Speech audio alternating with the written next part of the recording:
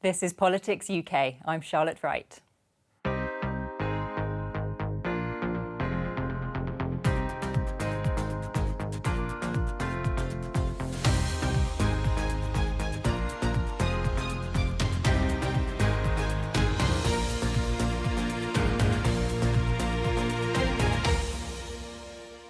Welcome to your weekly roundup of parliamentary highlights. I'll be joined by correspondents in Edinburgh and Cardiff, and here in Westminster by our parliamentary correspondent Alicia McCarthy.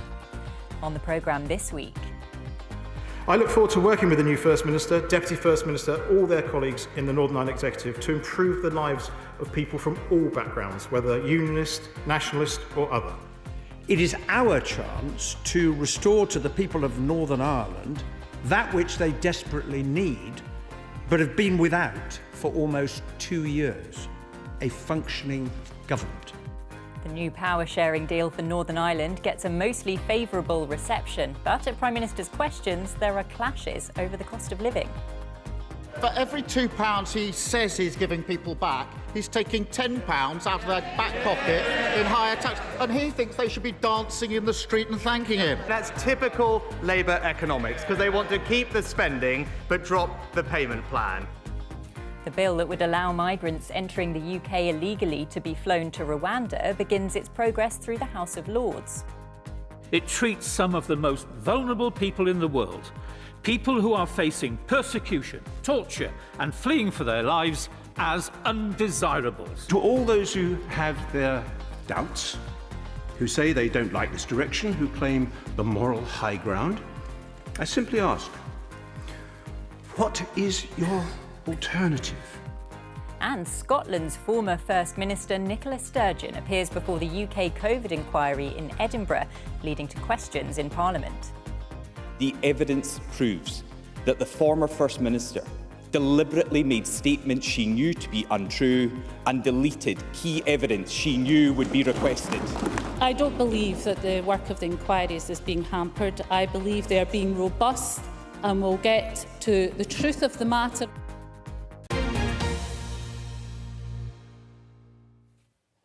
Well, a new deal heralding the return of power sharing in Northern Ireland has been published by the government.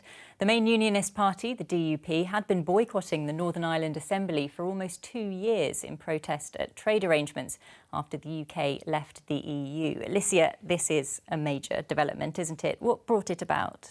Yeah, that's right. Well, as you say, the DUP left power sharing in Northern Ireland coming up for 2 years ago in a row about these post-Brexit trade arrangements. In essence, what they thought was that the deal that had been done when the UK left the EU made Northern Ireland a bit more diluted, a bit less part of the UK, and they didn't like that.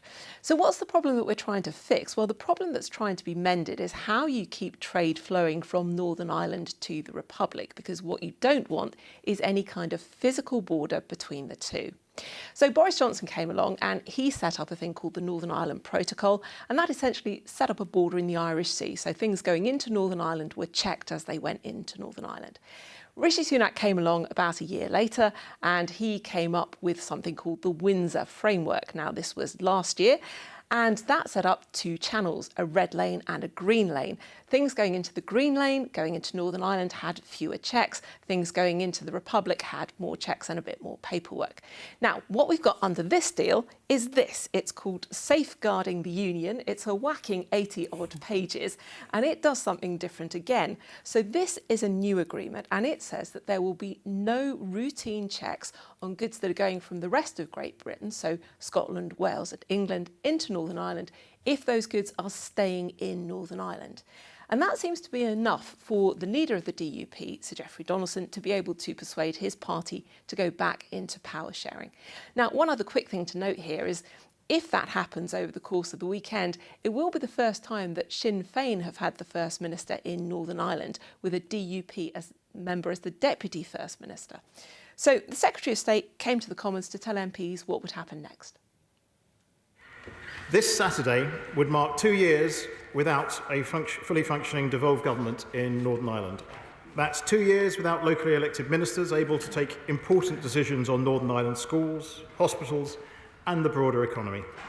And above all, Mr Speaker, it's 2 years that Northern Ireland has been held back from achieving the massive potential of this unique part of the United Kingdom. So, for the last few months, my team and I have been holding discussions with the Northern Ireland political parties on how we could see the return of devolved institutions. Those discussions have been long and necessarily tough. But this is a testament to the patience of all Northern Ireland's political leaders who, as I've seen firsthand, work tirelessly to make sure that Northern Ireland is the most prosperous and safe society that it can be. I look forward to working with the new First Minister, Deputy First Minister, all their colleagues in the Northern Ireland Executive to improve the lives of people from all backgrounds, whether unionist, nationalist or other. This is a very significant moment. It is our chance to restore to the people of Northern Ireland that which they desperately need, but have been without for almost 2 years, a functioning government. I would like to thank the Secretary of State for his tireless efforts that have brought us to this point. His is a great achievement. We need to work together to prevent the institutions from collapsing again in the years ahead, all of us in the House. Stability is everything, especially to the people of Northern Ireland after all they have been through. And we all have a duty now to ensure that it endures. May I, on behalf of the Right Honourable Member of Lagan Valley, and indeed on behalf of our party, thank the Secretary of State most sincerely for his steadfast endurance in our negotiations, for his commitment to ensure we got to this stage, and for not giving up on resolving the issues that have been an impediment to devolution operating sufficiently and properly in Northern Ireland. We are grateful that we have got to this place today, that we have turned the impossible into the possible. Despite the gains which my party leader and deputy party leader have gained in these negotiations, the fact remains that in Northern Ireland there are still EU-manned border posts being built which will create a border within our own country. And when the Northern Ireland Assembly sits, ministers and Assembly members will be expected by law to adhere to and implement laws which are made in Brussels, which they had no say over and no ability to amend and no ability to stop. This is a result of this spineless, weak-kneed, Brexit-betraying government refusing to take on the EU and its interference in Northern Ireland. On this, the 4th anniversary of leaving the European Union, I can tell him, absolutely, that this agreed package of measures will not change the freedoms and powers we have secured through Brexit or through the Windsor Framework. It will not reduce our ability to diverge, nor our commitment to do so should it be in the interests of the United Kingdom. This is a very good day for the people of Northern Ireland. I'm very glad to see it. I also think we're about to see something very significant. We'll have the first ever nationalist First Minister, the first ever nationalist leader of the opposition, and I wish them all well. Now, the return of devolved government to Northern Ireland was mentioned at Prime Minister's questions this week, but it didn't dominate the discussions, did it? No, it didn't. And that's because this document that we've just been talking about, Safeguarding the Union, it wasn't published until after Prime Minister's questions, so they didn't have the details of this to talk about.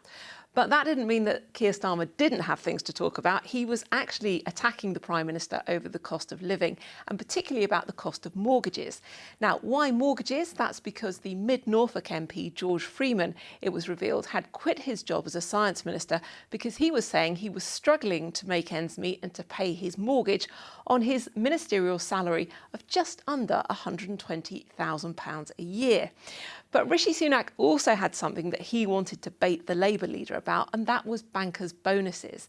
Now, after the last financial crisis, the EU had put a ban on bankers' bonuses. They put a cap on the amount that bankers could get as a bonus. Now, when Liz Truss came along as Prime Minister, she said she was going to get rid of that cap so bankers could have bonuses as big as they liked. Now, what's happened this week is that the Shadow Chancellor, Rachel Reeves, has said that she would not bring that cap back. And so that gave something for Rishi Sunak to attack Sir Keir Starmer with. Now, all of that came up at Prime Minister's questions, but the session started with both leaders talking about that deal in Northern Ireland. Following constructive dialogue over past months, I welcome the significant steps the DUP have taken to make restoration of the executive possible. I also thank the other political parties in Northern Ireland for the patience that they have shown. After 2 years without an executive, there is now the prospect of power sharing back up and running, strengthening our union, giving people the local accountable government that they need, and offering a brighter future for Northern Ireland. Can I join the Prime Minister in welcoming the DUP statement about the return of the Northern Ireland executive? This is an important moment, and we now need all sides to work together to get Stormont back up and running for the people of Northern Ireland. Mr. Speaker, one of the most difficult experiences for any member of this House is speaking to those at the sharp end of this government's cost of living crisis. So nobody could fail to be moved by the plight of the member for Mid Norfolk. His mortgage has gone up £1,200 a month. He's been forced to quit his dream job to pay for it. A Tory MP counting the cost of Tory chaos. After 14 years, have we finally discovered what they meant when they said, "We're all in this together"?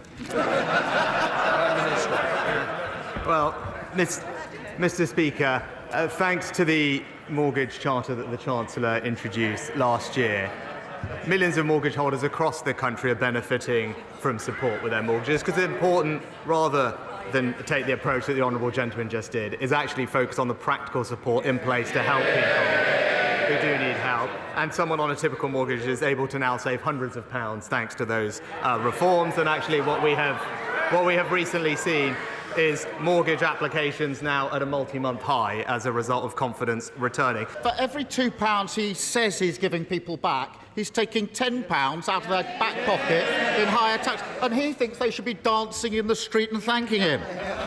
There are 200,000 people, Prime Minister, just like the member for Mid Norfolk, coming off fixed-rate mortgages and paying more each and every month because they crashed the economy. Does the Prime Minister actually know how much their monthly repayments are going up by? Prime Minister.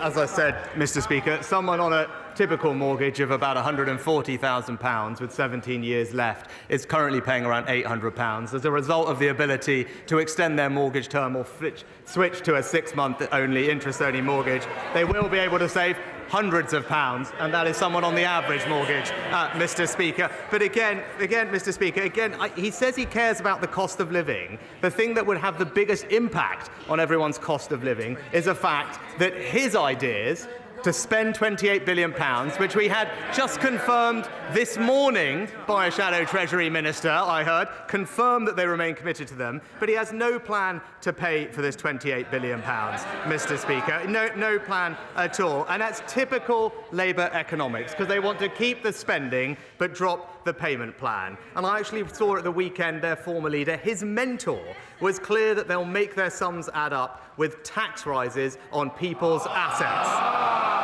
Their homes, their pensions and their businesses. It's the same old Labour Party, Mr. Speaker. No plan and back to square one with higher taxes. This week, he told every council in the country to put their council tax up by the maximum of 5%. That's 26 tax rises now, Prime Minister. And he says everything's fine, people are better off. But when people see their mortgages going up, their council tax going up, food prices still going up, who does he expect them to believe? His boasts or their bank account? I was puzzled because, again, he resorts, as always, to the politics of envy here. But after recently and repeatedly attacking not just me but the government for lifting the bonus cap, I was genuinely surprised to see that the Shadow Chancellor just today has announced that she now supports the government's policy on the bankers' bonus cap. Trust and economic credibility come from sticking to a plan, but it's becoming clear you cannot trust a word that he says. Stephen Flynn. Mr. Speaker, when the Tories scrapped the cap on bankers' bonuses in the autumn during a cost of living crisis, the Labour Party rightly opposed it. Yet here we are, just 3 months later, and the Labour Party support scrapping the cap on bankers' bonuses. Shameful. But is the Prime Minister comforted by the fact that he's now no longer alone in this House on being completely out of touch with public opinion? Well, Mr. Speaker, as I said at the time, we supported the decision of the independent regulator because this was the right thing for financial stability. But that, Mr. Speaker, is because on this side of the House, we have a set of convictions and we have a plan and we stick to it. But he's absolutely right to point out the flip-flopping and U-turning and no convictions of the party opposite. Well, that was Prime Minister's questions there. Thank you, Alicia. We'll come back to you again shortly. Let's go to Scotland now, and our Scotland political reporter, Jenny Davidson, who's at Holyrood. Jenny, Scotland's former First Minister Nicola Sturgeon's been giving evidence to the UK COVID inquiry in Edinburgh, and she's attracted some criticism in the Scottish Parliament, hasn't she? That's right, a lot of focus this week on the UK COVID inquiry, with evidence being heard from Scottish and UK government ministers. And former First Minister Nicola Sturgeon faced a full day of questioning in front of the inquiry. Among a number of issues that she was asked about, one was deletion of WhatsApp messages. She was asked why she deleted messages despite the inquiry putting a do not destroy order in place, and also why she'd said that messages would be handed over to the inquiry. Her messages would be handed over to the inquiry after she'd already deleted them. Now, on that latter point, she apologised for giving unclear answers. But back in the chamber, the Scottish Conservative leader Douglas Ross suggested she should be apologising for more than that she should be apologising for destroying vital evidence, for misleading the press and the public, and for breaking a clear promise to be open. Rules of this Parliament prevent me from describing Nicola Sturgeon using the only language I think truly reflects what she did. So while I'm not allowed to say that Nicola Sturgeon is a liar and the UK COVID inquiry has exposed her lies, let me say this. The evidence proves that the former First Minister deliberately made statements she knew to be untrue and deleted key evidence she knew would be requested. I don't believe that the work of the inquiries is being hampered. I believe they are being robust and will get to the truth of the matter and will put on record their analysis of what they believe has taken place. And they will hold politicians to account throughout these islands for the decisions that they made. And we await their report. But it wasn't just Scottish Government ministers that deleted WhatsApp messages. The inquiry also heard this week from Scottish Secretary Alistair Jack, who said he'd also deleted all his messages. He'd wiped everything from his phone, absolutely all of it, in 2021 to make some space on his phone. He said he regretted that, and if he could turn the clock back, he would have found a different solution. And Jenny, Nicola Sturgeon's appearance at the COVID inquiry came up at First Minister's questions as well, didn't it?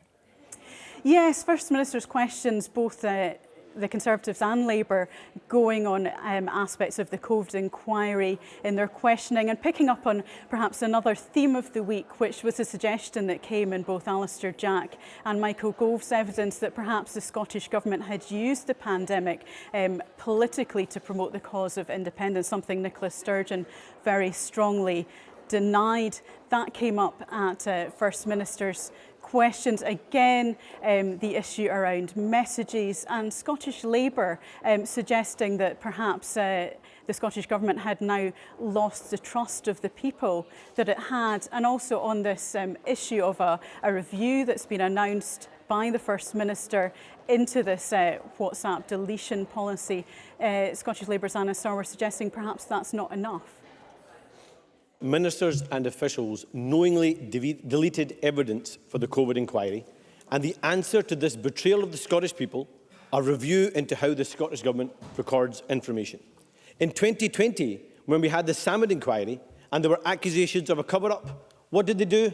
Promise a review. In 2022, when we had investigations into the ferry scandal and there were accusations of a cover-up, what did they do? Promise a review. And now we have the industrial-scale deletion of evidence for the COVID inquiry. And what's this First Minister's answer? A review. They simply don't get it. Pamela Thomas, who lost her brother during the pandemic, said this yesterday. I don't think they're capable of actually telling the truth or being transparent. Pamela's right, isn't she? First Minister. I want to, of course, express my condolence to every single member of the country who lost a loved one through COVID. Pamela, of course, included. And I make this point again to Anna Sawar, that all of us, including, of course, members of this government, also lost loved ones to COVID. Our ministerial colleagues who have relatives who continue to suffer the long-term effects of COVID. I have colleagues who had to, of course, restrict the numbers who could attend the funeral of a loved one. Many of us, myself included, had children who were impacted because of the closure of schools because of COVID. And I say that not because I'm trying to garner any sympathy from Anna Sawar or anybody else. I say that because we were all in this together. We were not detached somehow from the impacts or the effects of the pandemic. And that's why every decision we made was made with one overarching priority in mind: how to protect as many people as we could from the harm of COVID. Now, Humza Yousaf said he accepted that the Scottish Government could have done better on this issue of WhatsApp message retention. That's why he'd announced a review in it. But he said the Scottish Government had taken decisions for the right reasons, and he thought they'd got many of them right. OK. And in other news then, Scotland's most senior prosecutor has voiced concerns about proposed changes to juries in Scotland. What are those changes? Well, some quite significant changes I mentioned in previous weeks. There's a bill going through Parliament just now, the Victims, Witnesses and Justice Reform Bill, which is proposing some quite major changes to the justice system. One of them is a change to the size of juries, reducing it from 15 people to 12, but then also keeping the majority that's required at 8. So that would move from a simple majority of 8 out of 15 to a 2/3 majority of 8 out of 12. Now, the Lord Advocate, who's Scotland's most senior prosecutor, head of the Crown Office, the Scottish Prosecution Service, she said this week that she had profound concerns about this change in majority. She said it would make it more difficult to get a conviction in sexual offences cases. And she also pointed out a bit of an anomaly in this, in that they're only requiring the certain majority for a guilty verdict and not for a not guilty verdict, which she said would make Scotland unique and would lead to some strange situations where you might have a majority saying someone was guilty but not reaching that threshold that you needed. Well, I think all time, simple majorities have resulted in convictions within the Scottish courts. We would suddenly be embarking on a position which would have a simple majority not being good enough, but a majority still being there. I wonder what the Crown's thoughts are on that, on the implications for public confidence in the criminal justice system. I think it would erode public confidence in the justice system to go ahead with the 2/3 majority proposal without the sort of safeguards that the Crown are asking for, which is a provision for retrial.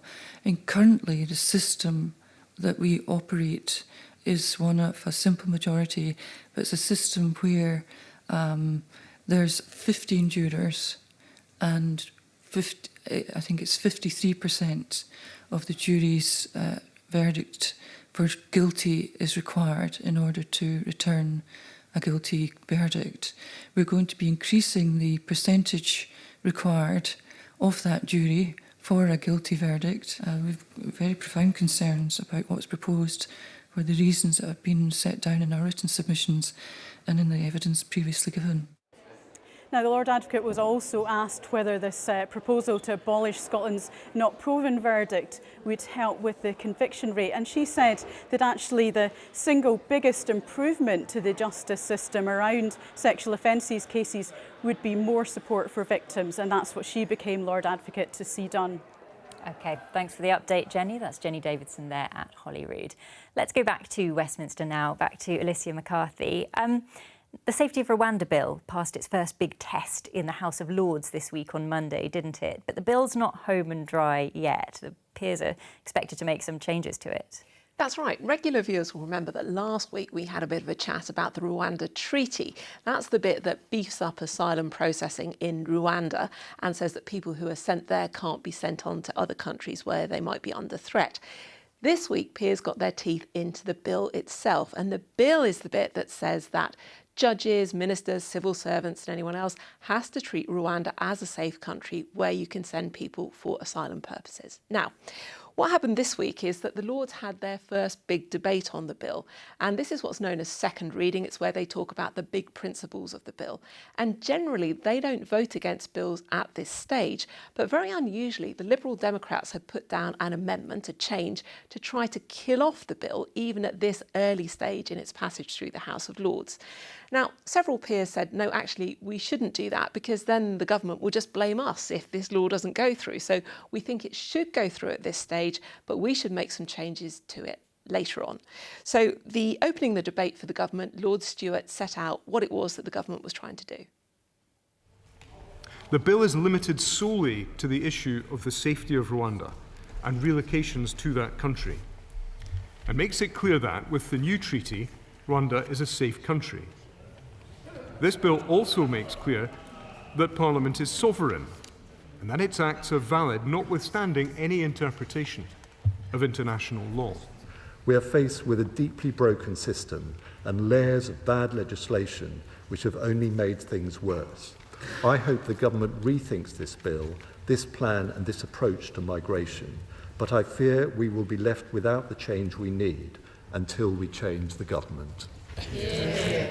It breaches conventions and treaties to which we're signed up. It damages our credibility on the world stage. And, my lords, fundamentally, it treats some of the most vulnerable people in the world, people who are facing persecution, torture and fleeing for their lives, as undesirables. To all those who have their doubts, who say they don't like this direction, who claim the moral high ground, I simply ask, what is your alternative? How will you smash the evil trade? How long will you wait, watching the suffering, refusing to offer any hint of an alternative solution, content to sleep comfortably in your beds, wrapped up in your consciences? The day may not be far off when the Rwanda Bill, having cleared all its parliamentary stages, will be forwarded from the Cabinet Office to Buckingham Palace to receive the Royal Assent. In the few minutes it takes to pass down the Mall and across the tip of St James's Park on its return journey to Whitehall, our country will change. For the government will have removed us from the list of rule of law nations. We shall be living in a different land, breathing a different air, in a significantly diminished kingdom. It's discriminatory, undermining the dignity of our fellow human beings, which is what asylum seekers and refugees are. It is illiberal and unconservative. It is unchristian. Indeed, contrary to the better instincts of all the great world faiths in its cruelty and dehumanisation. I do admit some doubts as to whether the bill in its current form is going to be robust enough to achieve the desired end. I think it would certainly have been better if it had been amended to strengthen the exclusion of international law as proposed in the Commons. In my view, we will one day have to go there in this area. But it's done now. The Commons debated it fully and has now spoken. Now, the UK has suspended funding for a United Nations agency operating in Gaza after allegations that several of its staff were involved in October's attacks on Israel by Hamas, in which about 1,300 people were killed, many were raped, 250 were kidnapped. How did that announcement go down in the House of Commons? Yeah, we're talking about UNRWA here, which is this big UN agency that's operating in Gaza. And a lot of MPs were pretty cross about the cut in this funding. So countries including the US, the UK, Germany and Italy have all announced that they're going to suspend their funding for the time being. Now, Andrew Mitchell was in the Commons to answer questions because the Foreign Secretary, David Cameron, is a member of the House of Lords, so he can't appear before MPs. And it was the first time that Andrew Mitchell had been in the Commons talking to MPs since the UN's top court, the International Court of Justice, or ICJ, had ordered Israel to take all measures to prevent genocidal acts in Gaza. So Andrew Mitchell started off by giving the government's reaction to that. Israel has the right to defend itself against Hamas, and we do not believe Israel's actions in Gaza can be described as a genocide. Of course, we respect the role and independence of the ICJ. The court has now reached a decision on provisional measures. Britain continues to engage closely with the Israeli government on the conduct of its military campaign in Gaza. We have said they must take greater care to avoid harming civilians and civilian infrastructure. Let me turn finally, Mr. Speaker, to the very serious allegations about UNRWA, first publicised last week, with further media reporting over the weekend. The agency is critical to delivering humanitarian assistance into Gaza and across the region. It plays a stabilising role at a time when we need focus on de-escalating tensions. The UK is a long-standing donor to UNRWA, as are our closest partners, notably the United States. The UK is, however, appalled by allegations that any agency staff were involved in the October the 7th atrocities. We welcome the swift action UNRWA have taken to terminate contracts while it launches an immediate investigation. Last week, the International Court of Justice made an interim ruling under the Genocide Convention on the situation in Gaza. It was profoundly serious. The ICJ's interim ruling does not give a verdict on the case, but it sets out urgent provisional measures. Labour has been clear. Israel must comply with the orders in this ruling in full, and Hamas terrorists must release all the hostages immediately. The allegations that a number of UNRWA employees were involved in the appalling October 7th terror attacks appalled this whole House. Anyone involved should be held to account by the force of the law. It is right that UNRWA have responded quickly by terminating contracts of staff allegedly involved and launching an investigation. Meanwhile, though, the humanitarian emergency in Gaza cannot wait. 25,000 people dead, including thousands of women and children. 85% of the population displaced. Millions facing the risk of famine. Right, well, we'll come back to Westminster shortly. Thank you very much, Alicia. Let's go over to Cardiff now, though, and to our Wales political reporter, Teleri Glyn-Jones, who's at the Welsh Parliament, the Senate. Teleri, plans to expand the size of the Senate have been making their way through the Welsh Parliament. You've been listening to the debate. Tell us, what do those plans involve? Yeah, so essentially it's to increase the number of Senedd members from the current 60 to 96. And it also includes major changes to the voting system, which will see members elected through a closed list system, which means that political parties will choose the candidates and then voters will put a cross next to the name of a party rather than the name of an individual. And that's one of the main concerns that many people have with this legislation. But the Welsh Government's Councillor General Mick Anthony called this bill an investment in the modernisation of our democracy and its ability to scrutinise government. It is my opinion that the proposed closed list proportional representation system provided for by this bill can both achieve the supermajority that is necessary for it to be passed and will be far superior to our current electoral system. It will improve democracy and ensure that every vote counts. It will lead to a Senedd that is far more representative of the people of Wales in all our diversities. It simplifies the current system. Voters will have one ballot paper instead of two. And it is a system that is already familiar to voters, being used for the current regional list ballots and formally for the election of MEPs, members of the European Parliament. Closed lists also offer a genuine practical system by which parties can take action to address diversity in their representation of the Welsh public. I do, however, recognise there are varying opinions and that the proposal in the bill is indeed a compromise. Mick Anthony did go on to recognise that there are differing opinions, particularly on closed lists, and explained that's why that there is a review mechanism built into the legislation, which will happen after the next election. The bill needs a 2/3 majority in order to become law, and that's almost guaranteed because it's been supported, well, it's legislation that's been brought forward as part of the Welsh Government's cooperation agreement with Plaid Cymru. So you mentioned differing opinions. Is it the closed list system then that's the main bone of contention for opposition parties? Yes, certainly the main one. It's only the Welsh Conservatives who are against this legislation in principle, but they are very vehemently against it. The concern is that that system puts the power in the hands of political parties to select the politician, and also it severs that link, that direct link between voters and the individuals they elect. But it's also the cost. It's expected to cost upwards of up to £20 million extra a year to have more politicians here. And then, of course, there's the optics of it. When so many are struggling with the cost of living, they question whether it is, in fact, a good look to be expanding the number of politicians here. Not once have I ever knocked on a door in Clwyd West or Clwyd North. When I've spoken to the public, not once have they said that their priorities are more politicians in Cardiff Bay. Instead, they tell me that they want action to deliver better schools, hospitals, roads and flood defences. We have to remember that we are a young democracy.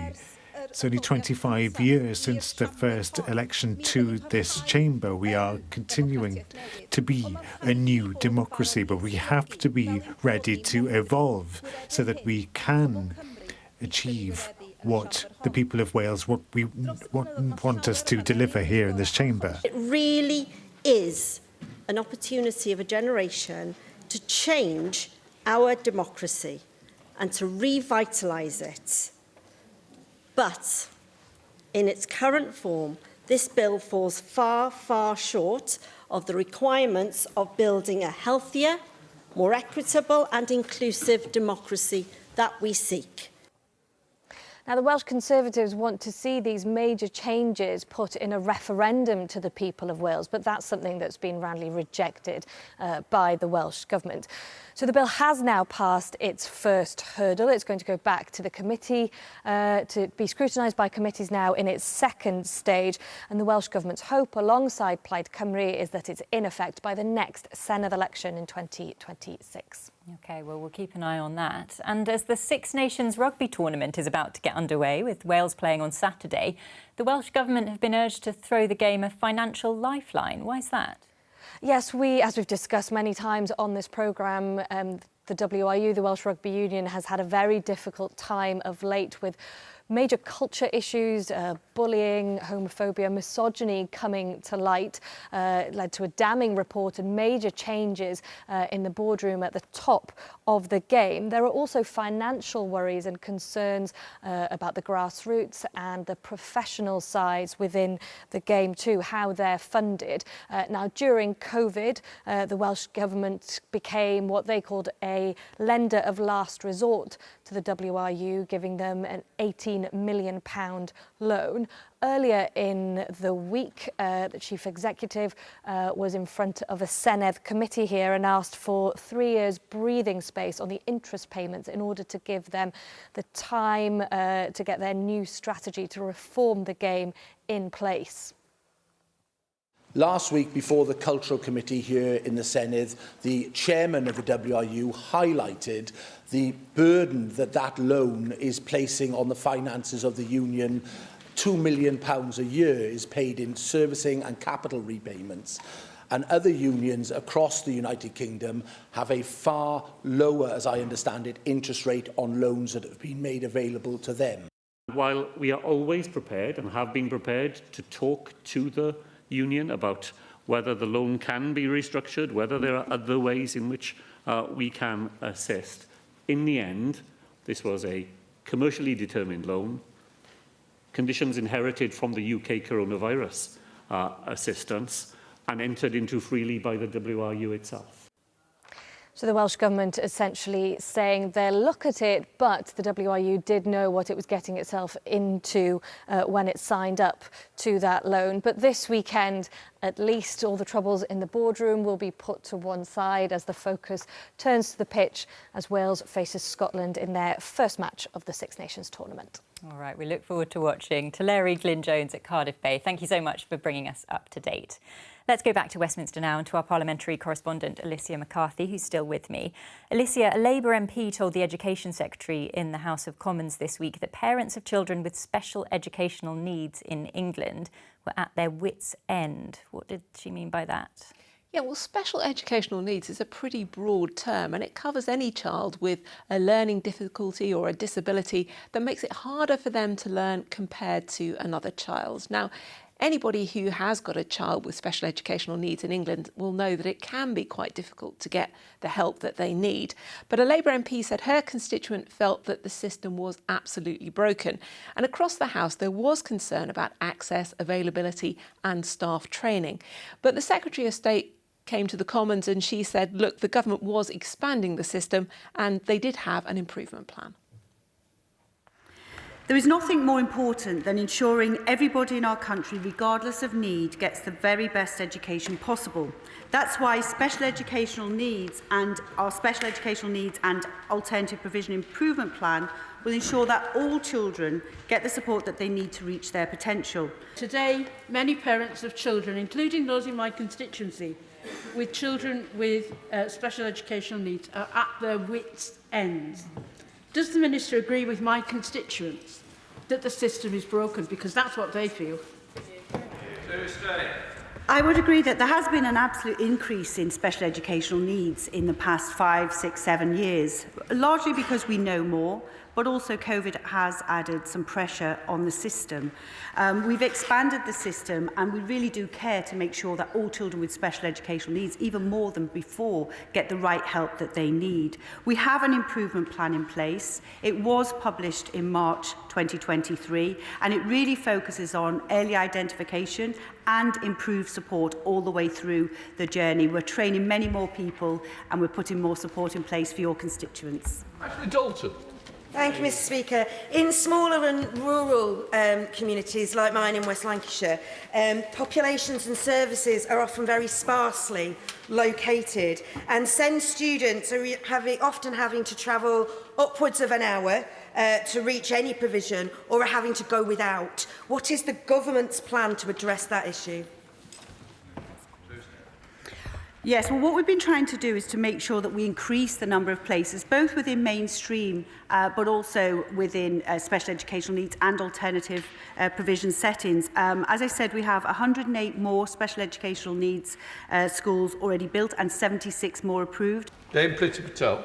Speaker, could the Secretary of State share with the House how more work is being done and support given to local authorities to address the whole issue of children with educational needs and disabilities who are still, I'm afraid, being placed out of their own counties and localities to receive the essential support that they need? To make sure that this plan, this improvement plan that we published in March 2023 is actually implemented and implemented well, we have a £70 million change programme which we're working with the local authorities to make sure that this goes from a piece of paper to actually being something that's implemented on the ground and felt by all of our constituencies and all those families with children with special educational needs. To create a truly inclusive school environment, all teachers need the knowledge, the skills and the practical training to support children with special educational needs and disabilities. So what steps is my right honourable friend taking to ensure that initial teacher training gives them that support and training? There is a golden thread of high-quality teacher training reforms. We will be looking at a revised framework. We will be making sure that we work with providers so that they can make sure that the contracts that we have in place will deliver the very best support that we have for teachers. I think what's really going to be vital and members will feel is the additional 7,000 Senkos as well that are going to be trained in the coming years. MPs there discussing provision for children with special educational needs. Thank you so much for talking us through that, Alicia. That's all for Politics UK this week. Politics Live will be back on Monday at 12:15 on BBC Two and iPlayer. In the meantime, have a great weekend.